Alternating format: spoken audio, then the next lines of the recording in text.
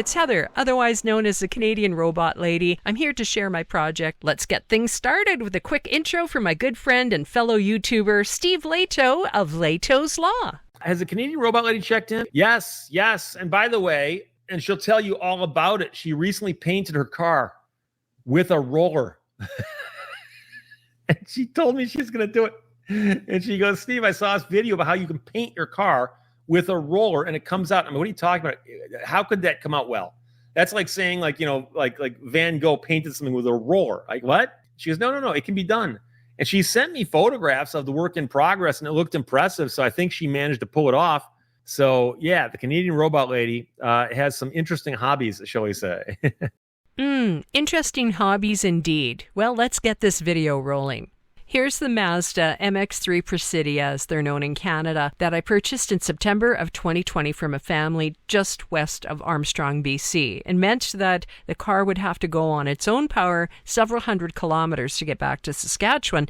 And you can see it's very much like my very first Precidia, which I'm showing you here from Nanaimo, and there's my doodle dog in the corner as well. So it was a sad day when I had to sell the MX-3 back in the early 2010s, and I replaced it with my second MX-3. It was a V6, not a good car. Anyways, here's a picture of the third MX-3 as we were traveling back a little bit east of Sicamous, and the car broke down. It lost power. We managed to get off the Trans-Canada Highway, which you can see in the background of the photo, and we waited for the tow truck to arrive. The plan was take the car to a close-by storage facility east of Sicamous, and in a couple of weeks managed to go back, retrieve the car with the U-Haul and drag it back to Saskatchewan. Here it is safely in the driveway, and it's pretty much been parked since September 2020. Oh, good heavens, not a Toyota. Yes, I love my Toyota. It's a RAV4. It's me with the first day of new car ownership. The strip of metal just above the windshield has taken a beating. It became the test strip for each layer of paint to see how it would apply. Before I got the painting party started, I found some great inspiration. This YouTube channel, The Joy of Fixing, was a great resource. It opened my eyes how to roller paint a car, everything that was necessary, the process you go through, and even follow-up a year later. So he does a great job on his channel. Look a little further on YouTube and you'll find lots of videos. Day one, how exciting! It started with a little retail therapy at one of Canada's largest retailers, Canadian Tire. And of course, a Canadian Tire penny saved is a penny earned. And first off, I needed an orbital sander and some sanding discs. The sander was on sale, great price, great product. Get ready for the next day of work. Day two, fine weather, July 6th, warm day but not too hot. I started off by sanding the RAV. There's the scars from all the rocks that hit the metal band just above the windshield. And then I started on the MX-3. Took me all day to get it done. It was a lot of work, but it had to get scuffed up to take that first layer of paint. From everything I'd learned from YouTubers, well, I knew I was going to be working hard. Day three, it's time to tape up the vehicles. I did that first with the RAV. You may remember that during the Leto's Law live stream, I skipped out to do some taping. It took me most of the afternoon on and off in the heat, but get it done we did for day four to start painting. And it's going to be a hot day to 31 degrees, so I got an early start. First coat is the black tractor paint by Tremclad, and I used just about the whole quart. I started with the RAV in the test bar. It went on like butter. And as I moved over to the MX-3, I had no problem putting the paint on. I got it done in about 3 hours because it took a little while for me to get used to what I was doing, the cleanup. So that was Monday, July 8th. It had a bit of the orange peel effect that people talk about, and it still looked great. And I thought if the whole project goes south, I'll just repaint the whole car with black tractor paint. That's how much I liked it. Day 5, it just wound up being another hot day. Got up at 6 a.m. This time I was putting on gloss blue from Tremclad. It also went on extremely well. I didn't cut it with any mineral spirits or acetone, just straight up Tremclad paint on. And you can see the gloss is there and it went on beautifully. But the trick is to have everything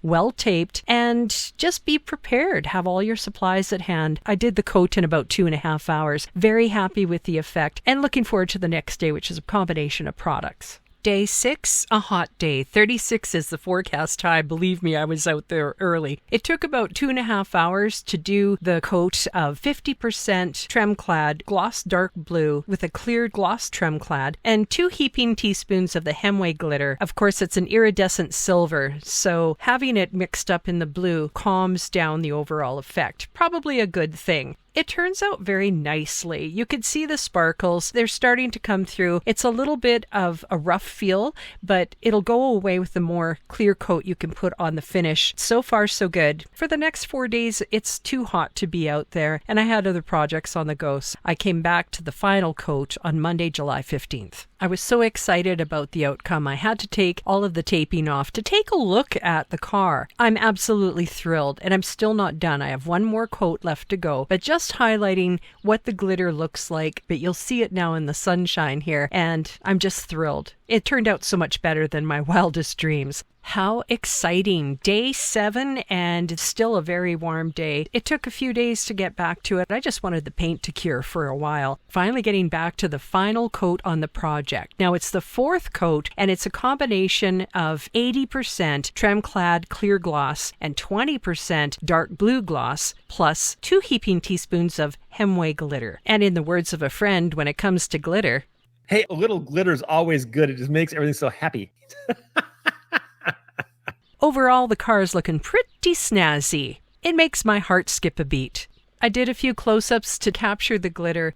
I need to do a video to capture the iridescence of the glitter in the paint while the car sits in the sun. That'll be a future video. For now, I'm just so happy with the outcome. All the hard work was worth it. For the supplies, I'm not endorsing any of these products, but they worked really well for me. You'll need an orbital sander. I'm happy I have one in my arsenal because I'm going to use it in other projects. Wait and see. You'll need the sanding discs, painter's tape, doesn't matter, blue and green. I used both. Shop cloths, mineral spirits. I did use a tack cloth before I put on the black coat. Painter supplies. I got lots of rollers because I used a fresh one with every coat, and I bought the aluminum Rust-Oleum to redo the tire covers. With a couple of more things, when I bought the car, I had both. When it came time to do the project, there was only an MX-3 sticker on the car, so I'm still looking for the Mazda decal. I'll get there eventually. Next projects on the horizon include a Tremclad paint job on the silver RAV4. And you know all that leftover Tremclad gloss dark blue paint? Well, I'm going to darken it up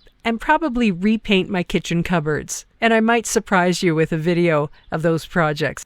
Hope you'll like, subscribe, and keep watching for more videos. Thanks for watching. Canadian Robot Lady, out.